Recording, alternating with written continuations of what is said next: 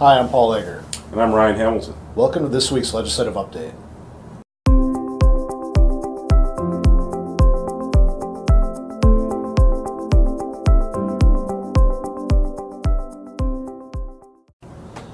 All right, we're now into the heart of the 2018 legislative session, and what that means is we have the first committee deadline coming up on March 22nd, which is a Thursday. And what that really means is that for a policy bill to be considered later on in the session for final action, it has to meet that first deadline and get through all the relevant policy committees.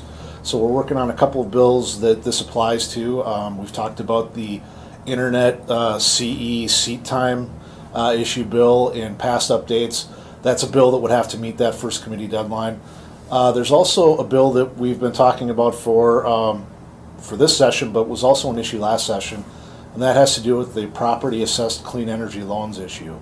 And that bill will be introduced in the Senate and the House on Monday. It would have to meet several, it would have to go through several committees in both the Senate and the House and meet that March 22nd deadline. So that's a big point in the session where really the field of issues to be considered before the legislature adjourns in May is narrowed, and so it's each day that goes by leading up to that March 22nd deadline is really busy. So we're looking forward to the next couple of weeks. It's going to be pretty chaotic, but it's always a lot of fun, and there's always a lot of action.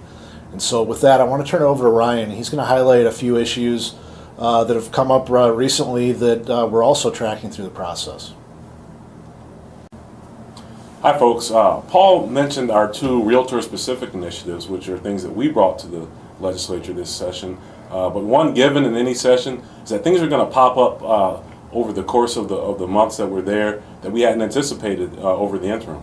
And we're at that time where things have arisen. The first would be airport zoning. There's a proposal on the table that would tweak how notifications for airport zoning are done. Remote notarization. We think that might be a good thing for brokers to allow folks to notarize documents remotely. And finally, we've been in a few hearings this week on bills dealing with service animals and this phenomenon of people faking service animals.